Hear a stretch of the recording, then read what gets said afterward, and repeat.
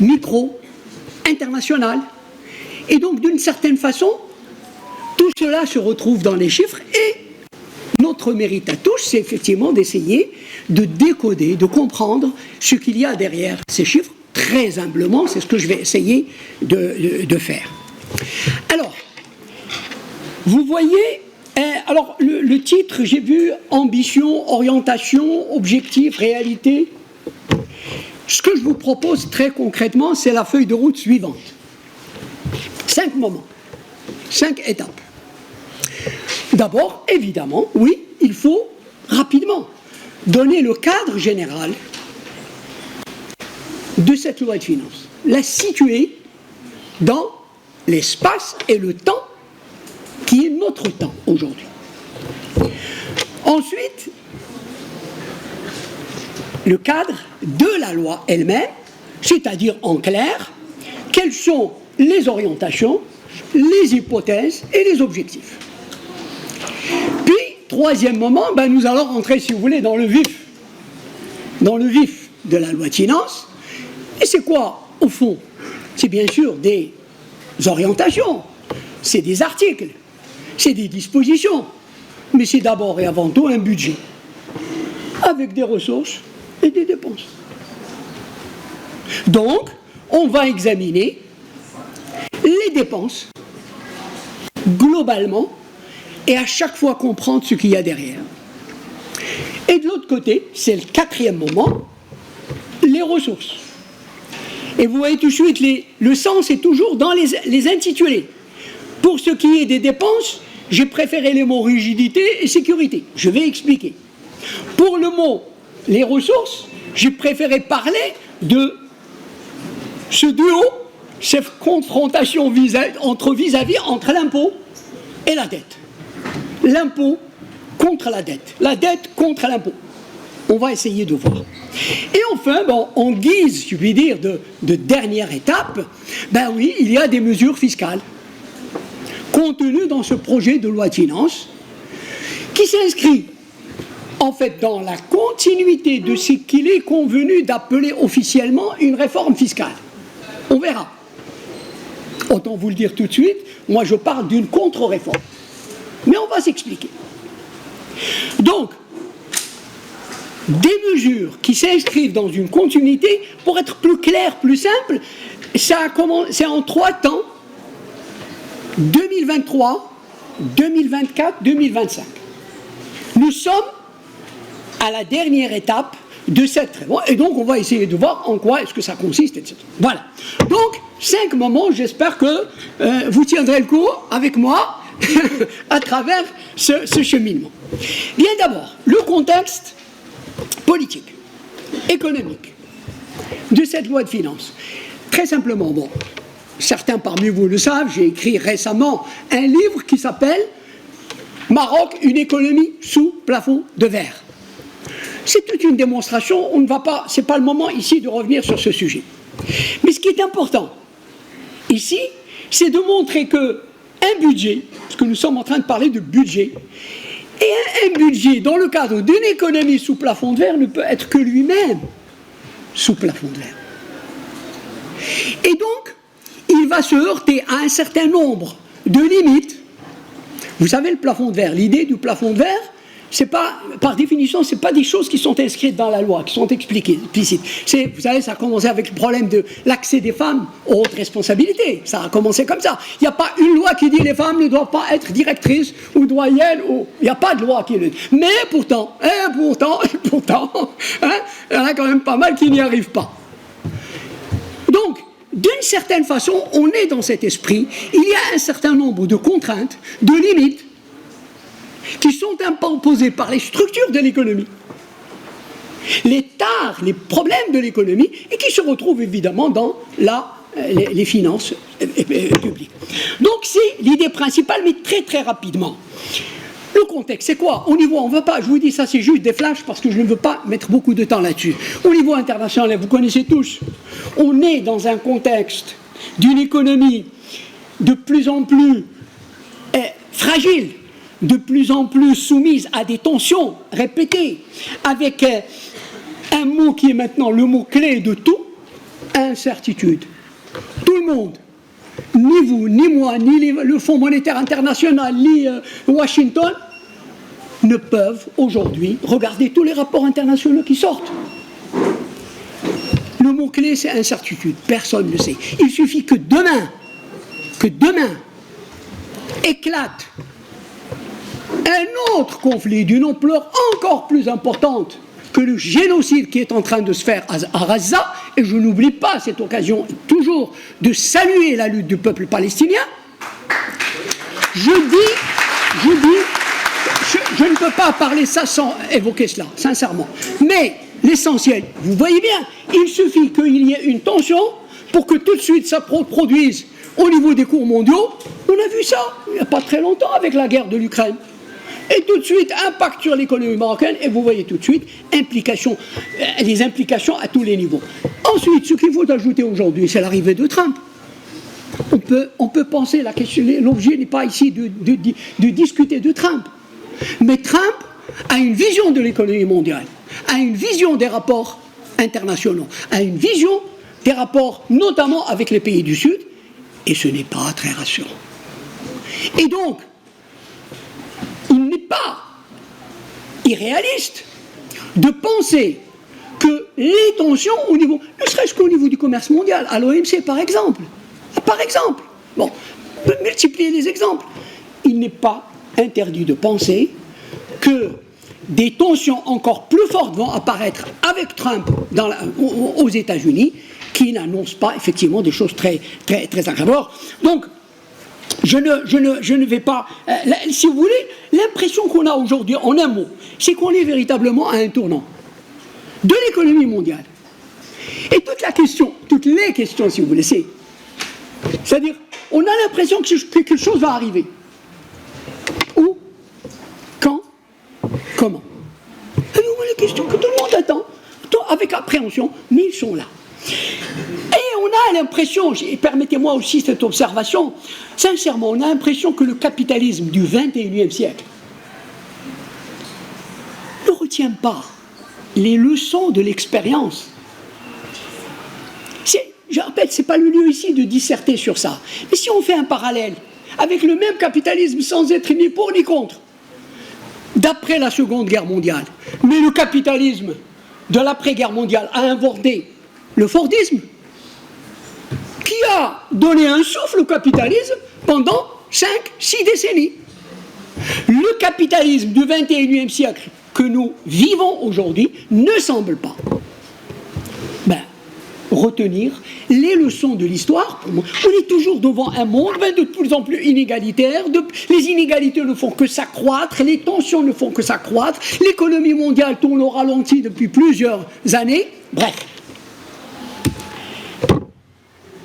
Au niveau du Maroc, j'ai dit, au niveau du Maroc, répète, une économie sous plafond de verre, ça veut dire quoi en quelques mots? Ce que sont les choses essentielles qui peuvent nous ramener sur les finances publiques. C'est d'abord évidemment la croissance. On est dans un rythme de croissance qu'on peut appeler croissance molle. Croissance molle, ça veut dire quoi? Ça veut dire 3%, là où il faudrait 8%. C'est ça qu'il faut que les gens gardent en tête. Là où toutes les études montrent que si on veut avoir cette ambition d'être un pays émergent dans 15 ans, 20 ans, pas demain, dans 15 ans, 20 ans, mais il faut 8% de croissance. On fait 3.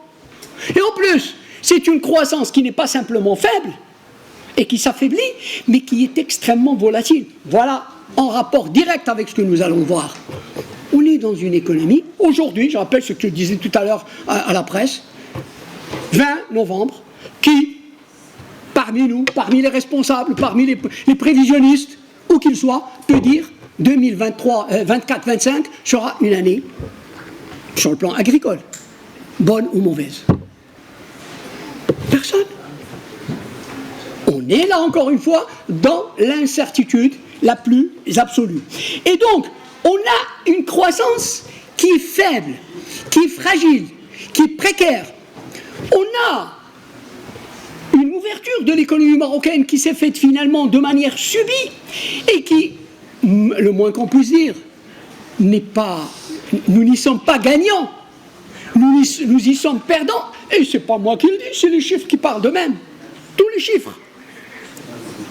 On a une situation où les inégalités ne font que s'accentuer. Toutes les dernières enquêtes du HCP montrent que les inégalités s'accroissent. La pauvreté revient en force. La vulnérabilité, différent, mais la vulnérabilité également. Bref, c'est un tableau qui n'est pas très réjouissant, j'en suis convaincu. Mais ce n'est pas ça le plus important. C'est juste pour vous dire que nous sommes dans un contexte d'une économie qui va accoucher d'un budget, d'une loi de finances, mais qui va porter les stigmates, les limites de cette économie. Et enfin, on ne peut pas ne pas parler aussi que cette loi de finances, elle ne tombe pas du ciel, elle est le fruit, elle est le produit d'un exécutif, d'un gouvernement. Or là aussi, ce n'est pas le lieu ici de faire de la polémique. On sait, c'est le lieu commun, dès le départ, on sait que ce gouvernement est marqué du sceau. Je répète, il n'y a pas de polémique là-dedans, c'est juste une caractéristique. C'est un gouvernement qui est plus marqué par des intérêts des hommes d'affaires, du patronat. Et donc, d'une certaine façon, on l'a vu depuis 2022, 2021, chaque loi de finances, clairement, dans les faits, je répète, dans la loi de finances 2025, vous allez le voir, je ne parle pas comme ça, porte l'empreinte de ces conflits d'intérêts, de ces intérêts très partiaux, parce qu'ils prennent le parti des uns pour les autres, plutôt contre les autres. Voilà, on va le voir tout ça. Si on ne le dit pas ici, on ne comprendrait peut-être pas des choses qui vont venir. Mais il faut le préciser ici pour qu'on soit... Voilà. Et donc, cette loi de finances, elle est face à une équation assez difficile. On a des vieux... Si vous voulez, on a plutôt d'abord des nouveaux problèmes. On ne dira jamais assez. Je passais tout à l'heure devant ici, j'ai posé une question toute naïve, devant les jardiniers qui arrosaient le gazon. Est-ce que c'est de l'eau usée, donc recyclée, ou est-ce que c'est de l'eau potable?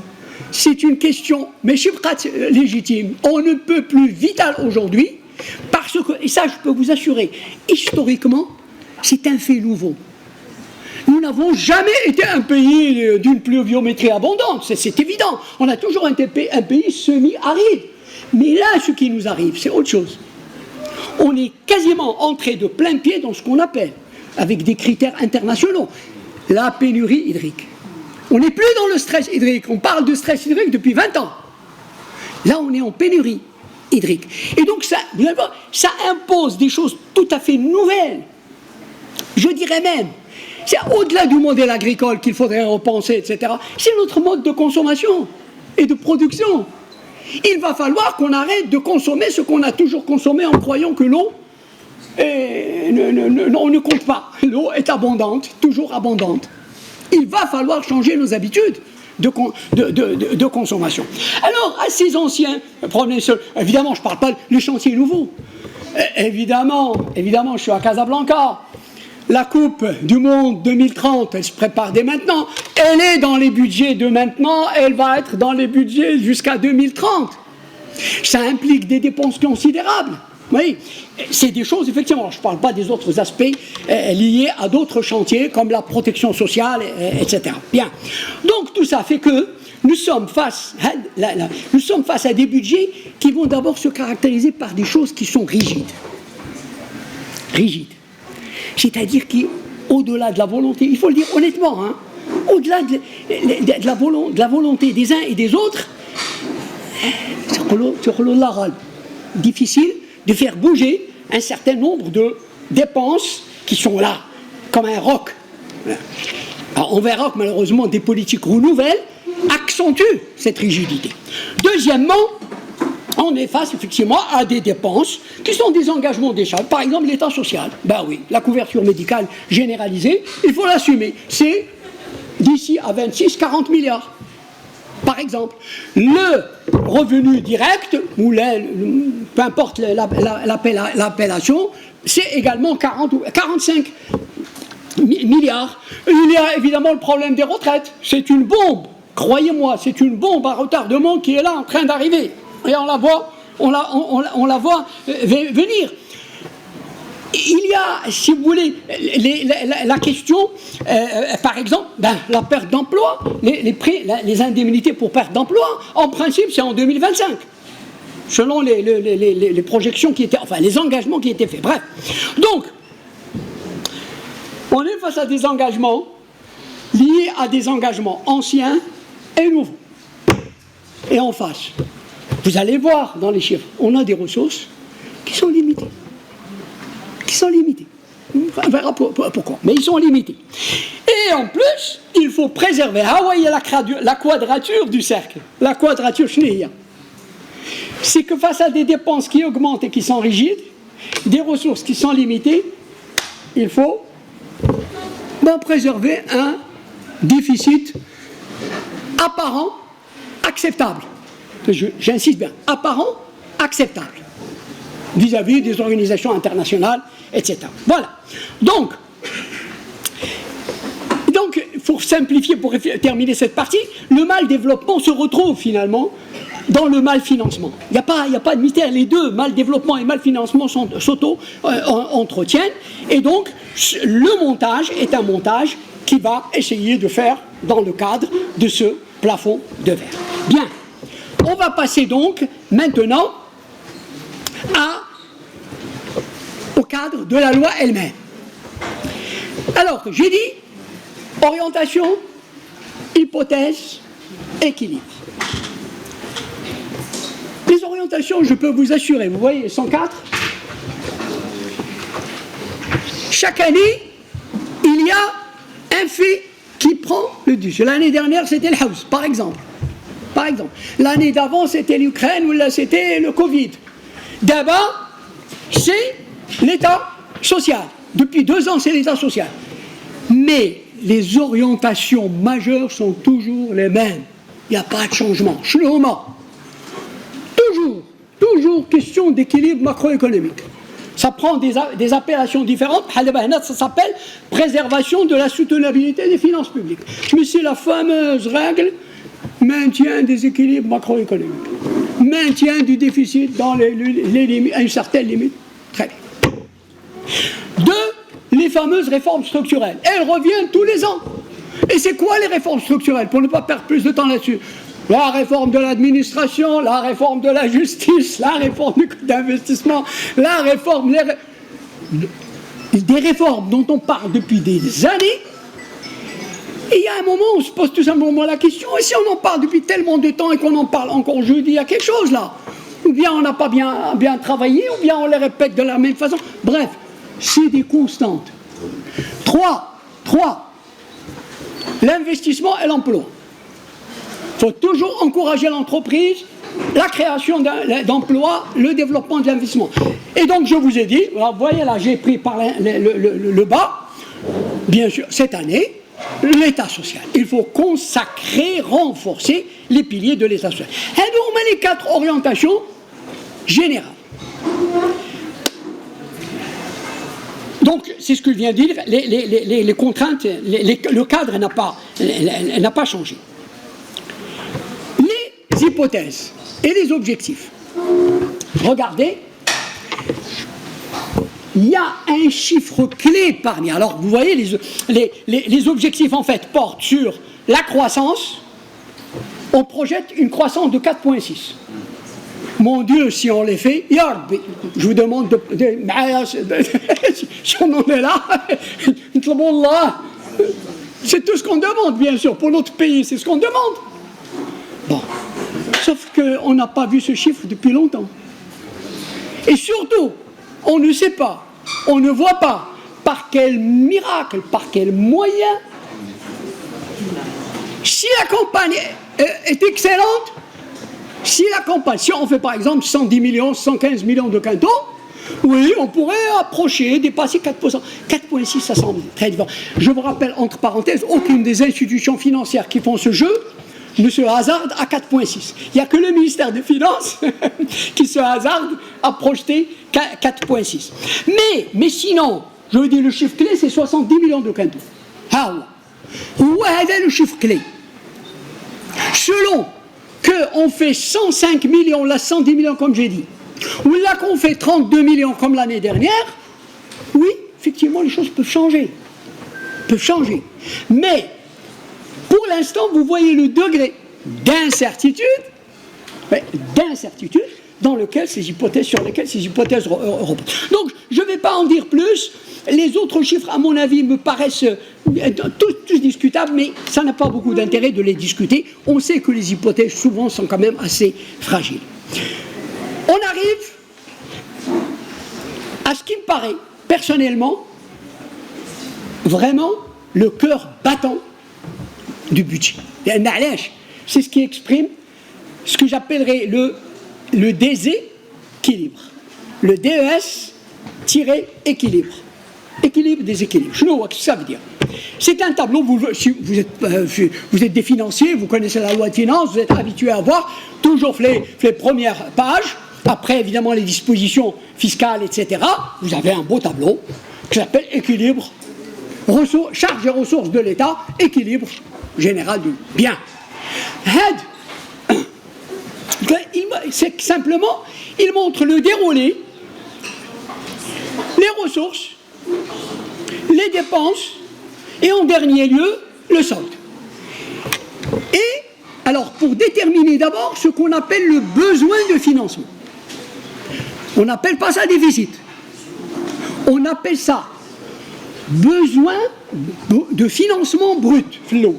Après, besoin de financement net. Alors, pour simplifier très très simplement les choses, on a d'un côté, cette année, on va avoir des recettes ordinaires, c'est-à-dire essentiellement 90% des recettes fiscales, mais aussi des recettes ordinaires non fiscales. On va avoir 369 milliards. Alors, 369 milliards. Bien. En face,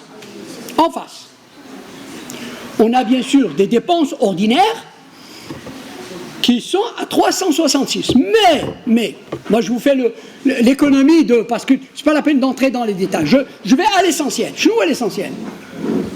Une fois qu'on a retenu les dépenses ordinaires, il y a deux postes clés encore qui sont des dépenses, qui sont l'amortissement de la dette, mais je dirais simplement l'intérêt, l'amortissement de la dette et l'investissement. Si on ajoute tout ça, qu'est-ce qu'on retrouve?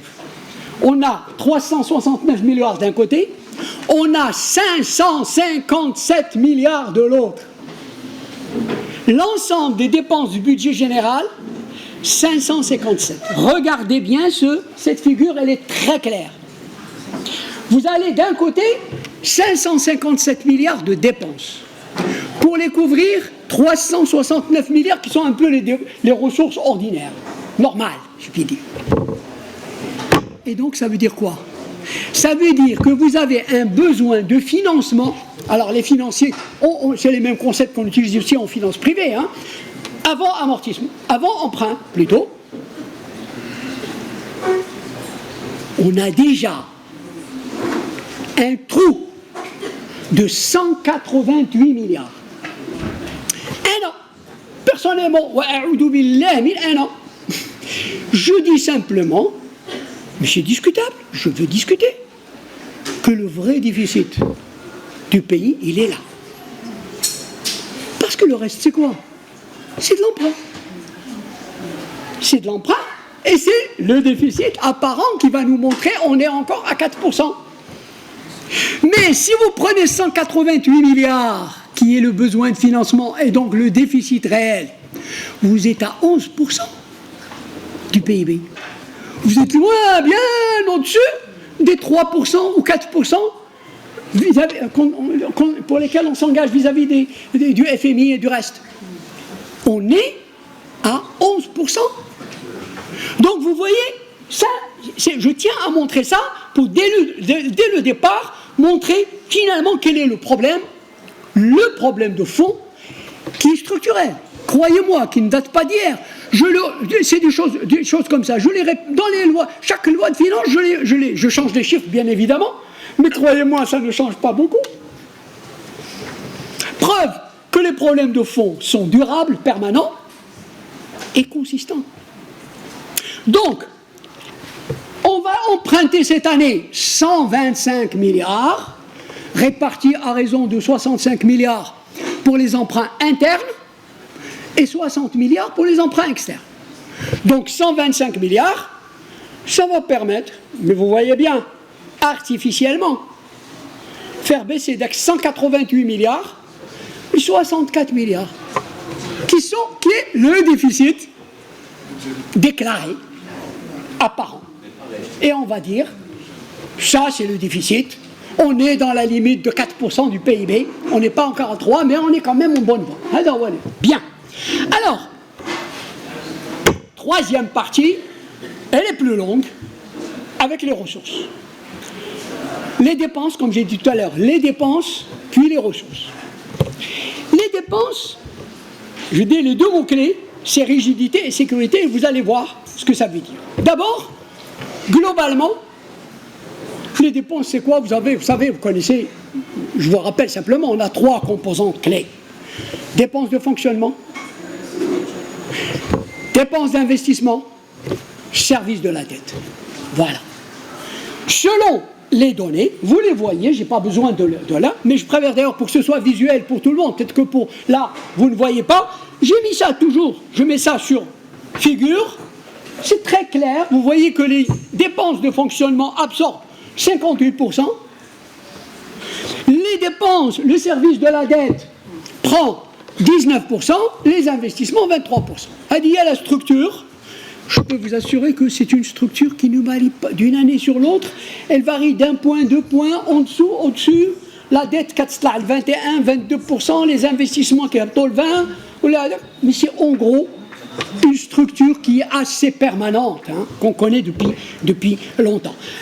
En détail, parce que le fonctionnement fait les salaires, la masse salariale des fonctionnaires, fait une rubrique, il faut, et je vous demande, les financiers qui vous intéressent, alors, s'il vous plaît, faites de plus en plus attention à cette rubrique, qui s'appelle dépenses de matériel et dépenses diverses. Matériel et dépenses diverses. Sous cette appellation, comme ça. Au départ, oui, c'était la rubrique où on achetait le matériel, le consommable de l'administration, les loyers, etc., l'eau, l'électricité, ouais, donc. Comment expliquer qu'on soit maintenant, qu'en quelques années, on est passé de 30, 35 milliards à 80 milliards. Allez, finir. 80 milliards. Eh bien, c'est que, ouais, là, on entre dans, à mon avis, un domaine de débat et de recherche.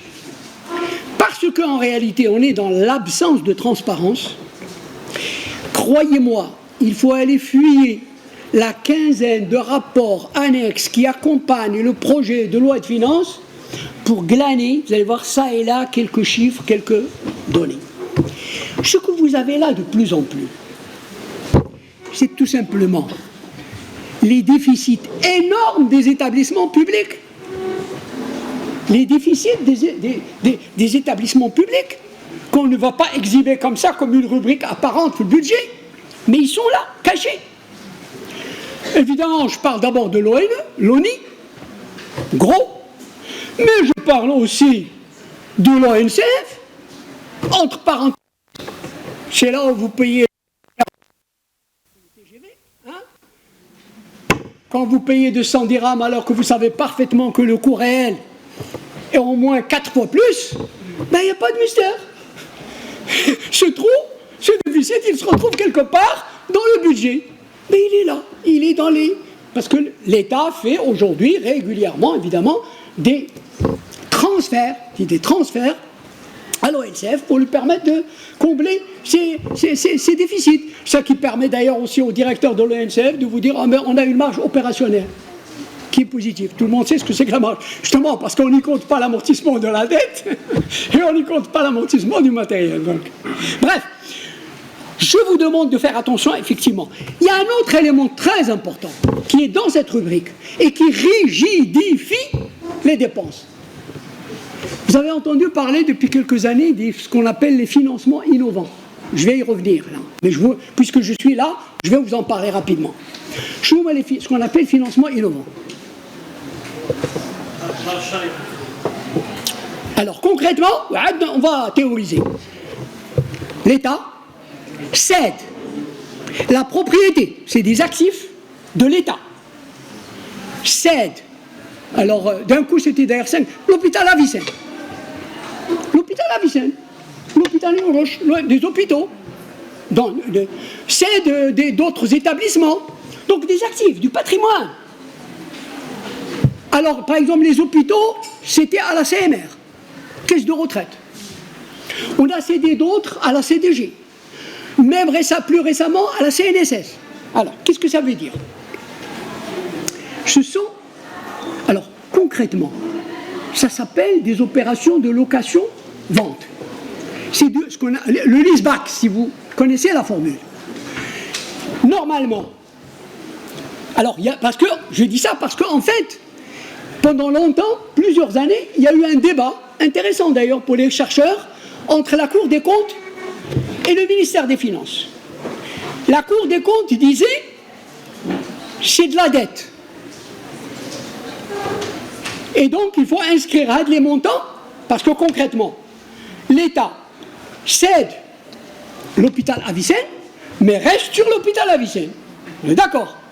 Donc, il cède la propriété à la CMR, mais il paie ensuite du loyer, puisqu'il est devenu de propriétaire, il est devenu locataire. Donc il va payer des loyers pendant 40 ans. Et alors, c'est là où il y avait le problème. La Cour des comptes disait, c'est une dette. Le ministère des Finances répondait, non, c'est une cession ferme. C'est une cession ferme. Alors, bon, on reste sur la cession. Ça veut dire quoi? Ça veut dire que pendant 40 ans, l'État va payer un loyer. Et ce qui m'intéresse pour rester dans cette rubrique-là. Vous imaginez? Alors, après, en dépit de la non-transparence, on a fini par savoir que le coût est de 6% quand même. 6%. Quand le marché vous donne 3,5, 3, vous achetez, plutôt vous vendez et vous louez à 6%. Donc, entre parenthèses, c'est peut-être une bonne affaire pour la CMR. Ça ne serait pas de trop d'ailleurs dans la situation financière où elle est. Mais c'est une mauvaise affaire pour l'État. C'est évident. Et quand je vous dis, je reviens à cette rubrique, ça veut dire que là, on inscrit de plus en plus de... Vous savez, le loyer, c'est quoi en termes comptables? C'est une charge de structure. C'est une charge fixe. Donc, on rigidifie. On inscrit dans le budget de l'État des loyers de plus en plus importants et qui ne sont pas mouvants. Ils ne peuvent pas changer, ils sont là. Bien. Donc, je vais revenir sur le financement en 2 mots, mais là, je tenais à situer ça dans les comptes parce que souvent, on ne voit pas, on voit matériel. Ça cache beaucoup de choses qui ne sont pas dites. Alors, les charges communes, c'est essentiellement la caisse de compensation. Mais c'est aussi les revenus directs, c'est des subventions aux agriculteurs, aux entreprises exportatrices, aux importateurs, par exemple, les moutons, d'abord, on se prépare encore subventionner les importateurs de la viande rouge, de l'huile d'olive, etc. Bon. Alors, et ensuite, donc, les dépenses imprévues, c'est un peu la caisse noire. Il faut le dire, disons clairement, les dépenses imprévues, c'est de l'argent qui est à la disposition du chef du gouvernement. Ils en fait un peu ce qu'il veut, parce que c'est très très peu, le contenu est très peu précisé. Bien, donc, dans les détails, on a les salaires des fonctionnaires, le tiers à peu près. Disons que sur l'ensemble des dépenses, un tiers va aux dépenses salariales. On a les dépenses du matériel, je viens de le montrer, c'est 14%, les charges communes 9%, l'investissement 23%, et enfin le service de la dette 19%, on va avancer.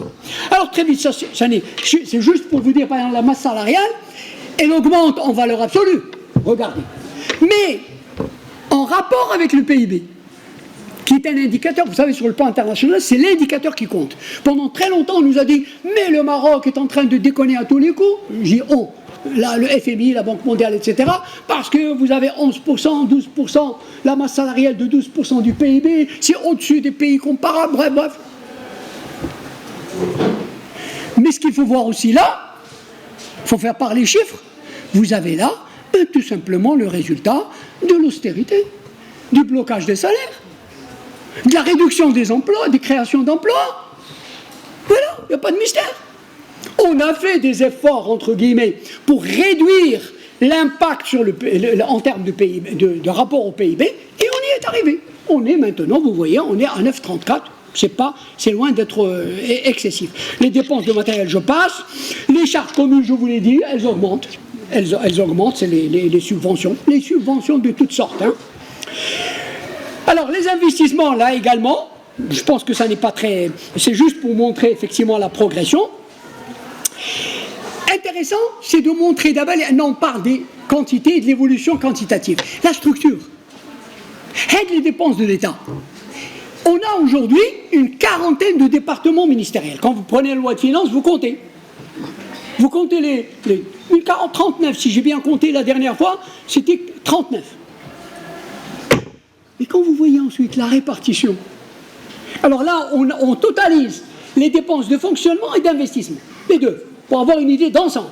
Regardez là.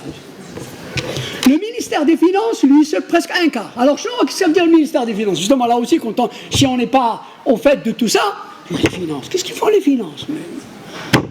Eh bien, justement, tous les transferts dont j'ai parlé tout à l'heure aux établissements publics, parce qu'il y a une direction des établissements publics aux finances, c'est eux. Les subventions, c'est eux.